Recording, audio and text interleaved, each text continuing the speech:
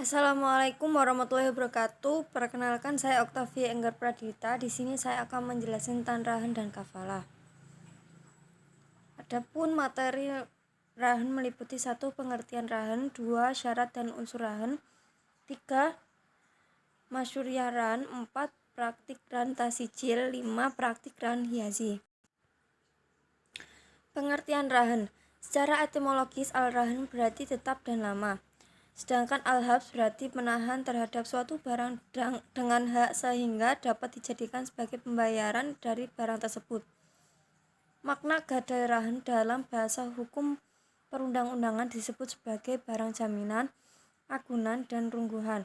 Akad rahan dalam istilah terminologi positif disebut dengan barang jaminan, agunan, dan rungguhan. Dalam Islam, rahan merupakan sarana saling tolong-menolong bagi umat Islam tanpa adanya imbalan. Menurut istilah syara yang dimaksud dengan rahan adalah menjadikan suatu barang yang punya nilai harta dalam pandangan syara sebagai jaminan hutang yang memungkinkan untuk mengambil seluruh atau sebagian utang dari barang tersebut. Unsur, syarat, dan rukun. 1. Rukun barang yang digadaikan, 2. Utang, 3.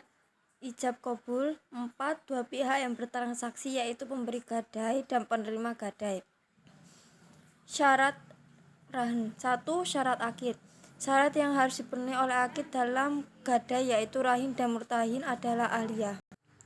2. Syarat sigot. Menurut Hanafiyah, sigot gadai tidak boleh digantungkan dengan syarat dan tidak disandarkan kepada masa yang akan datang. 3. Syarat marhun.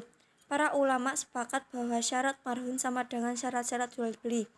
Artinya semua barang yang sah diperjualbelikan sah pula digadaikan. 4. Syarat marhun bih.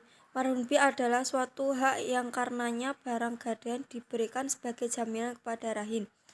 Adapun unsur rahin yaitu 1. Orang yang menyerahkan barang gadai disebut rahin. 2. Orang yang menerima barang gadai disebut murtahin. 3. Barang yang digadaikan disebut marhun. 4. Sigot akad. Masyru'iyah rahan. Dasar hukum gadai adalah jaiz atau boleh berdasarkan ayat-ayat Al-Quran sebagai berikut. Jika kamu dalam perjalanan dan bermuamalah tidak secara tunai dan kamu tidak memperoleh seorang penulis, maka hendaklah ada barang tanggungan yang dipegang oleh yang berpiutang. Akan tapi jika sebagian kamu percaya sebagian yang lain, maka hendaklah yang dipercaya itu menunaikan amanatnya hutang dan hendaklah ia bertakwa kepada Allah Tuhannya. Dan janganlah kamu para saksi menyembunyikan persaksiannya.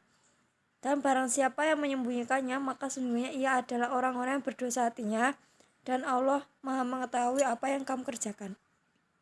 Quran Surat Al-Baqarah ayat 38. Praktik rahin tasijil. Akad rahin tasijil ini digunakan pada saat nasabah menyerahkan sertifikat tanah sebagai jaminan kepada pihak pegadaian.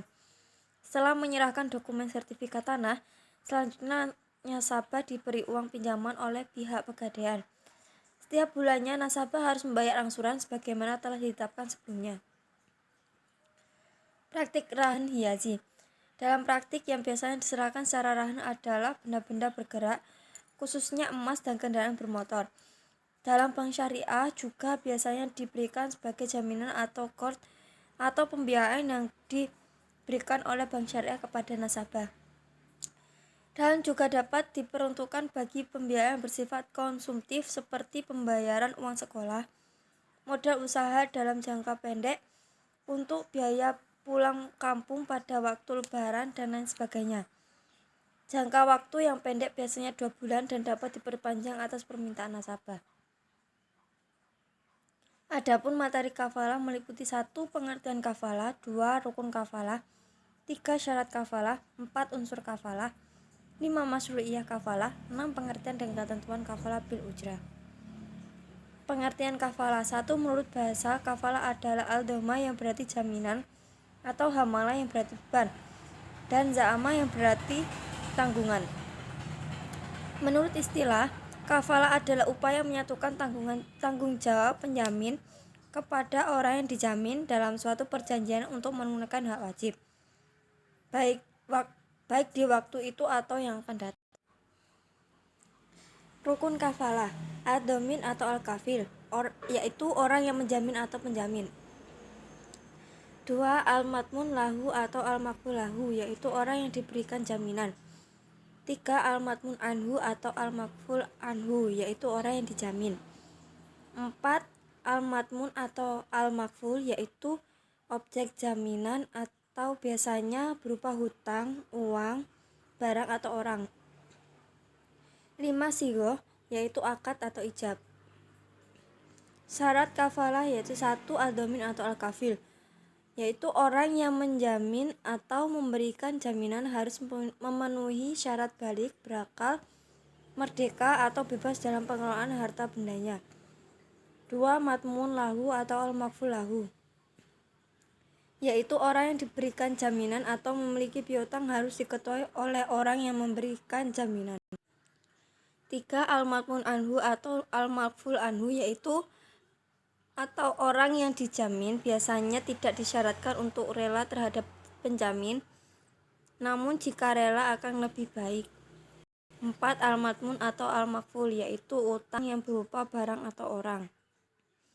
Syarat untuk barang atau orang yang dijadikan objek jaminan adalah dapat diketahui dan sudah ditetapkan. 5. Sighoh, akad yang dilakukan oleh penjamin syaratnya mengandung makna menjamin, tidak digantungkan pada suatu atau tidak berarti sementara. Unsur kafalah: 1. Kafalah bi an-nafs. 2. Kafalah bi al-mal. 3. Kafalah bi taslim. 4. Kafalah al-mujazah. 5. Kafalah al-mu'alah. Masyru'iyah kafalah. Adapun salah satu dasar hukum dari kafalah terdapat dalam surat Yusuf ayat 72 yang artinya penyuruh-nyuruh itu berkata, "Kami kehilangan piala raja dan siapa yang dapat mengembalikannya akan memperoleh bahan makanan seberat beban unta." Dan untuk menjamin terhadapnya, dalil kafalah dipertegas juga dalam hadis riwayat Bukhari yang artinya telah dihadapkan kepada Rasulullah SAW mayat seorang laki-laki untuk disalatkan. Rasulullah SAW bertanya, "Apakah dia punya warisan?" Para sahabat menjawab, "Tidak." Rasulullah bertanya lagi, "Apakah dia punya hutang?" Sahabat menjawab, "Ya, sejumlah 3 dinar." Rasulullah pun menyuruh para sahabat untuk mensalatkannya, tapi beliau sendiri tidak. Abu Qatadah lalu berkata, "Saya menjamin utangnya ya Rasulullah." Maka Rasulullah pun mensalatkan mayat tersebut. Hadis riwayat Bukhari. Pengertian dan ketentuan kafalah bil ujrah. Pengertian kafalah bil ujrah yaitu transaksi kafalah dengan pengenaan imbal jasa. Dan ketentuan kafalah bil ujrah yaitu penjamin yang diberikan oleh LKS atas transaksi perdagangan ekspor impor yang dilakukan oleh nasabah berdasarkan akad kafalah. Dan atas jasa penjamin tersebut LKS memperoleh fee. Sekian dari saya, kurang lebihnya mohon maaf. Wassalamualaikum warahmatullahi wabarakatuh.